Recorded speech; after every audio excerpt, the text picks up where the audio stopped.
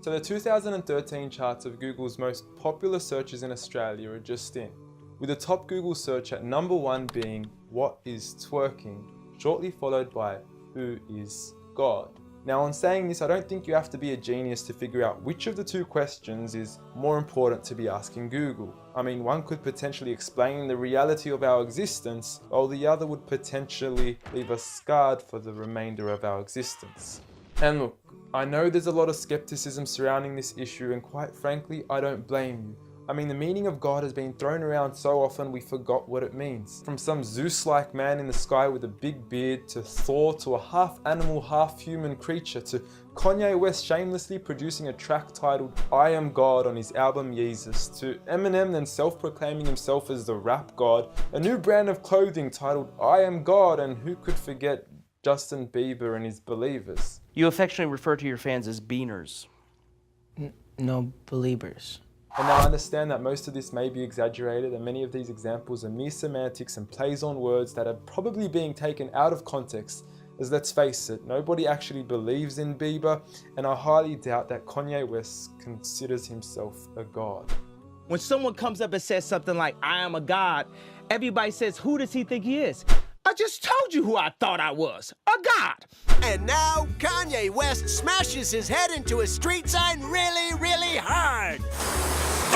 Oh! Kanye! Oh, Kanye. Kanye, you okay? Sounds like Kay's got a new hit. A god. That's who I think I am.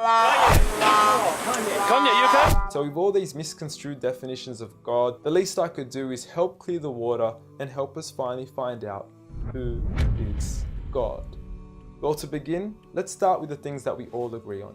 First and foremost, we're here. We just began and we exist. And like all things that begin to exist, they require a cause. Things don't just come out of nothing, and although at times we sometimes wish they would, they don't. If I told you that this glass sprang into existence, this glass made itself, you said Muhammad Ali's crazy. So in saying that, knowing the cause of us is crucial to understanding who God is. Although we are able to explain that we did have a beginning, as many leading cosmologists have affirmed, we are still left unanswered as to what was the cause of our beginning. And before you lash out saying, "Oh, but we can't see what happened before we began," or "you can't prove there was a creator," we say quite openly, neither can you disprove a creator. And by observing the reality of our world and our existence, its order, its structure, and the systems, I see no reason not to believe in a creator. But then one may ask, where did this creator come from? What was the cause of him? And it will go on forever and ever, which would most probably lead to us never have ever been created. So for God to exist, he must exist without a beginning, therefore not requiring a cause, making him eternal. He should also be transcendent from his creation and not bound by any of the realms he had created, whether it is time, space, or matter. For instance, when Steve Jobs makes an iPhone, he doesn't become the iPhone, he is separate. And of course, we could also argue that he is one. This makes the most sense, and it would also avoid any potential conflict between two disputing all-powerful gods with conflicting interests. But we still don't know which God is he. Are you Zeus? Are you Thor? Are you Yahweh? Well, if you agree with everything I've said up until now, you will realize that each of these gods don't fit into our established criteria of who God is. They are all created beings, they are not eternal, they have not created anything, they are dependent, and they require sleep, rest, oxygen, and food. So who is the one and only true God?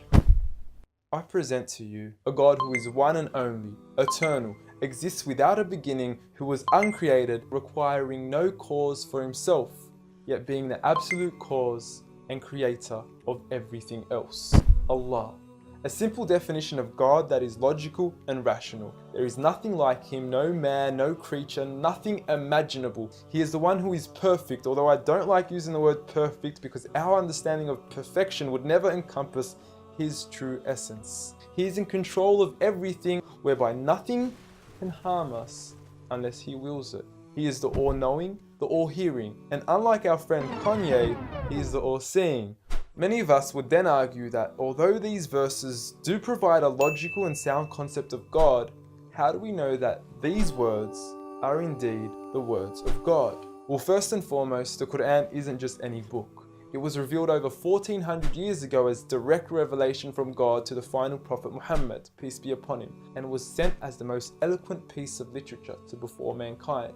Revealed at a time where poetry was rife and to a population housing the best of poets, only to leave them speechless and at a loss for words. Now, what is important to note is that the Quran doesn't fit in any of the known classes of poetry nor prose. Rather, it is a fusion of both that even to this day shake the hearts of Muslims and non-Muslims alike. It's almost trance-like. I mean, you can hear it's very euphonic.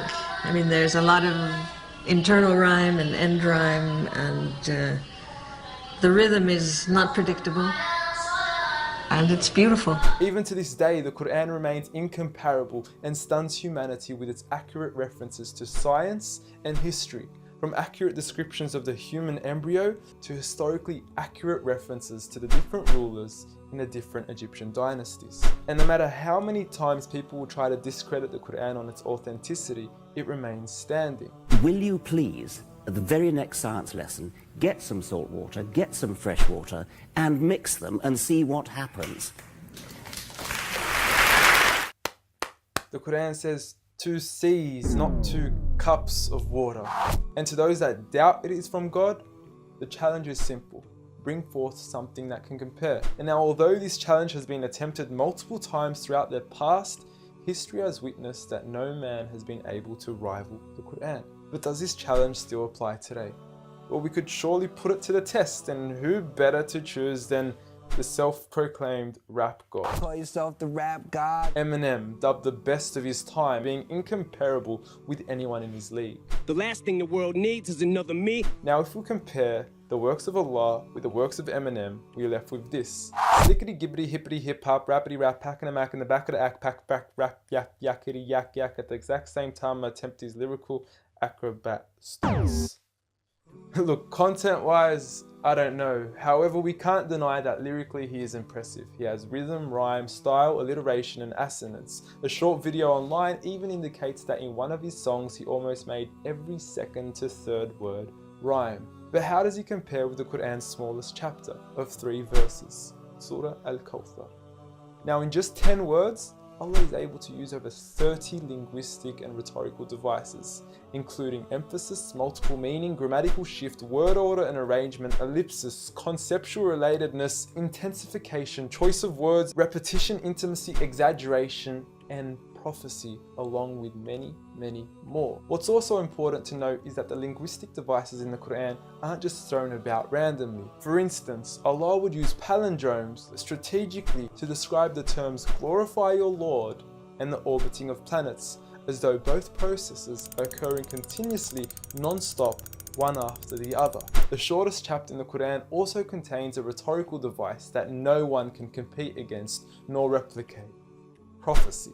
At the end of the first verse, Allah promises Muhammad, peace be upon him, that he would be given abundant good at a time when he was at one of the lowest points of his life, with a small amount of followers and low social status. He had even just lost his son, and his enemies were taunting him with cut-off lineage and progeny, yet Allah was promising him abundant good at this time. Such was the prophecy of the Quran, and we certainly indeed see its fulfillment today. With the Quran being the most recited, memorized and practiced book across the entire world, with over 1.6 billion followers today from all walks of life.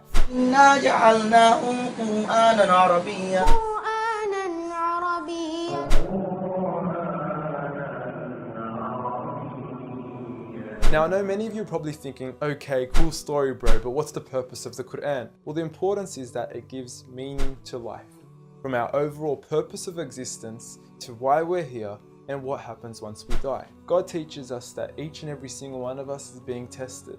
We weren't created for mere play, we were created with a purpose, and that is to be obedient to God and His rules. Those who believe, there is reward, and those that don't and are arrogant, there is a punishment. And look, I apologize for trying to squeeze all this into one small video, but I've given you everything you need to know who God is and why we are here. So read.